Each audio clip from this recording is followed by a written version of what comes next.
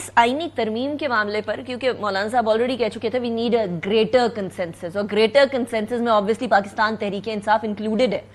کیا greater consensus کے لیے حکومت کی طرف سے یا مولانا صاحب کی طرف سے کوئی آپ لوگوں سے رابطہ کیا گیا پاکستان تحریک انصاف سے کہ دیکھیں اس کے اندر یہ چیزیں اچھی ہیں، ان کو تبدیل کرنے میں سپورٹ کر لیتے ہیں، یونانیمسلی کر لیتے ہیں یہ ترمیم، اور باقی جو غلط چیزیں ان کو سائڈ پہ کر دیتے ہیں؟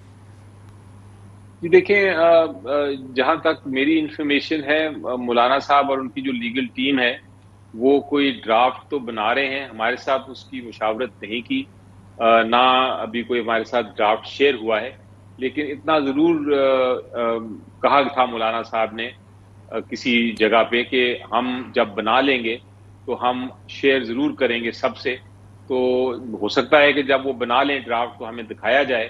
لیکن فی الحال تو ہمارے ساتھ کوئی اس کے اوپر مشاورت نہیں ہے. پی ٹی آئی کا موقف اس کے اوپر بڑا واضح ہے، اور وہ یہ ہے کہ ہم نے اس پیکج کو ایز اے ہول، یعنی ایک جو کمپلیٹ پیکج 80 سے زیادہ ترامیم تھی، ان کی ایک ایک ترمیم کو ہم نے ریجیکٹ کر دیا ہوا ہے. اور ہم نے کہا ہے کہ اگر آپ نے کوئی آئینی ترمیم لے کے آنی ہے اور وہ قوم کے بھلائی کے لیے ہے کوئی ترمیم، وہ آئین کی بحالی کے لیے ہے ترمیم، وہ آئین کو زیادہ مضبوط بنانے کے لیے ہے، وہ انڈیپینڈنس آف جوڈیشری جو آزادی ہے عدلیہ کی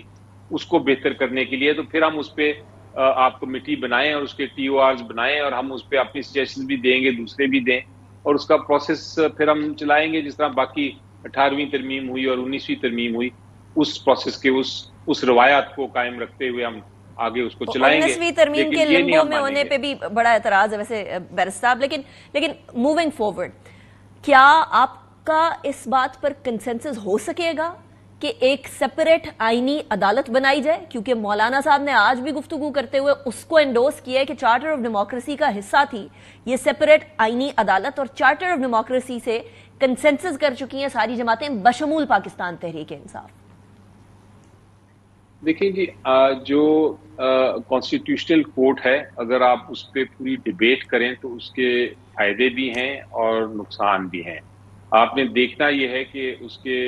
فائدے زیادہ ہیں یا نقصان زیادہ ہیں، اور پھر جس سائڈ پہ بھی زیادہ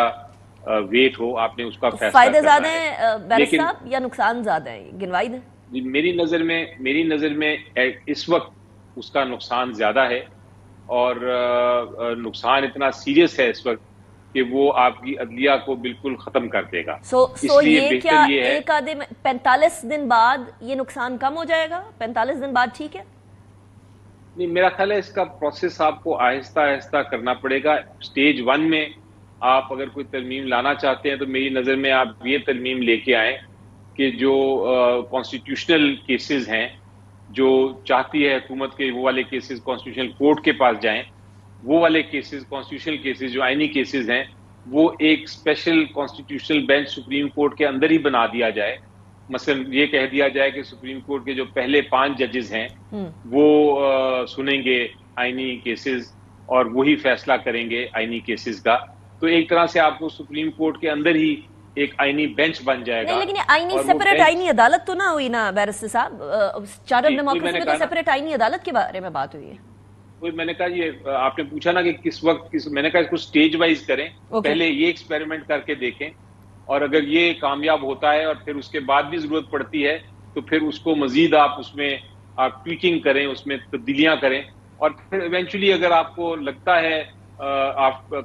2-3 سال بعد کہ نہیں آئینی عدالت ہی کی ضرورت ہے تو پھر آپ اس کی بھی بات کر سکتے ہیں. لیکن ایک دم اچانک فیصلہ کرنا کہ ہم سپریم کورٹ کو بالکل کٹ کر دیں گے اور ہم ایک آئینی عدالت بنا دیں گے، اس سے تو ایک دم نظام جو ہے درم بھرم ہو جائے گا. Let me be the devil's advocate, barrister صاحب.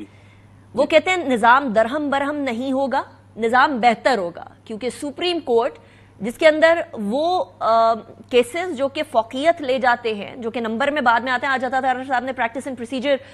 جو رولز ہے اس کے حوالے سے بھی یہی کہا، ایکٹ کے حوالے سے پریکٹس اینڈ پروسیجر ایکٹ کے حوالے سے بھی وہ یہ کہہ رہے تھے کہ جو نمبر آئے گا کیسز کا وہ نمبر بائی نمبر لگے گا، یعنی فرسٹ اینڈ فرسٹ آؤٹ والی سچویشن ہوگی.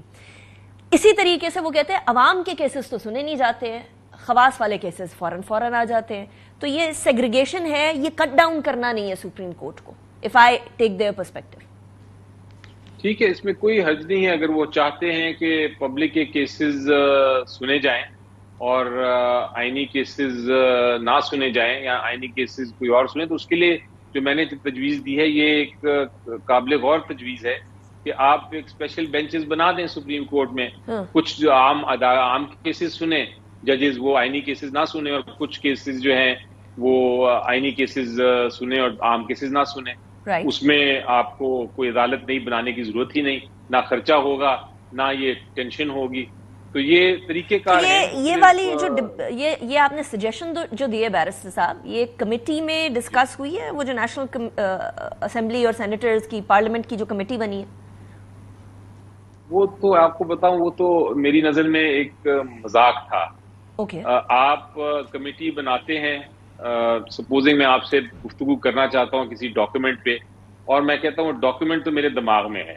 آپ کو ڈاکیومنٹ دکھانا نہیں ہے میں نے، لیکن آپ اس پہ چلیں آ کے میرے ساتھ میٹنگ کریں. تو آپ کا سوال میرے ساتھ پہلے یہ ہوگا کہ بھئی مجھے دکھاؤ تو صحیح ڈاکیومنٹ، میں دیکھوں تو صحیح کہ ہے کیا، اس سے پہلے کہ میں آپ کی بات کروں. ہوا میں تو میں کوئی ڈسکشن نہیں کر سکتا. وہ میٹنگ میں ایگزیکٹلی یہی پوزیشن تھی، کسی کے پاس وہ ڈاکیومنٹ نہیں تھا. پیپلز پارٹی کے بلاول صاحب بیٹھے تھے، انہوں نے کہا کہ مجھے ایک ڈرافٹ دکھایا گیا تھا، میں نے وہ ڈرافٹ میں کہا تھا کہ یہ چیزیں نکال دیں، لیکن وہ پتہ نہیں نکالی ہیں کہ نہیں. جو مولانا صاحب تھے انہوں نے کہا میں نے تو ڈرافٹ کبھی دیکھا ہی نہیں. مولانا صاحب کے جو وکیل تھے سینیٹر مرتضیٰ صاحب، انہوں نے کہا کہ مجھے ایک ڈرافٹ دکھایا گیا تھا، اس میں تو بہت ساری ایسی چیزیں تھیں کہ وہ تو ایکسیپٹیبل ہی نہیں ہو سکتی، اس میں تو آرمی ایکٹ کی بھی تھیں. جو لا منسٹر صاحب نے ساری بات گفتگو سننے کے بعد کہا، ہمیں تو خیر ڈرافٹ دکھایا نہیں گیا تھا، لیکن لا منسٹر صاحب نے گفتگو سننے کے بعد یہ کہا کہ اصل میں میں آپ کو ڈرافٹ شیئر کر ہی نہیں سکتا کوئی، کیونکہ جب تک کابینہ اپروو نہیں کرے گی وہ ڈرافٹ میں آپ سے شیئر کیسے کر سکتا ہوں، تب تک وہ مسودہ نہیں رہے گا، وہ ورکنگ پیپر ہوگا. جی تو میں نے وہ ان سے میرے آیا دماغ میں کہ پوچھوں کہ جناب یہاں تو کوئی ڈاکیومنٹ بھی نہیں ہے، یہاں تو کاغذ بھی نہیں ہے، کاغذ کا ٹکڑا بھی نہیں ہے، تو ہم کس چیز پہ بحث کرنے آ گئے ہیں. ایسی عجیب و غریب میٹنگ میں نے آپ نے یہ کہا پھر بیرسٹر صاحب وزیر قانون میں نے کہا نہیں، مجھے میں نے اپنی جب مجھے موقع ملا تو میں نے ضرور ایک جنرل سٹیٹمنٹ تو اس پہ دی، لیکن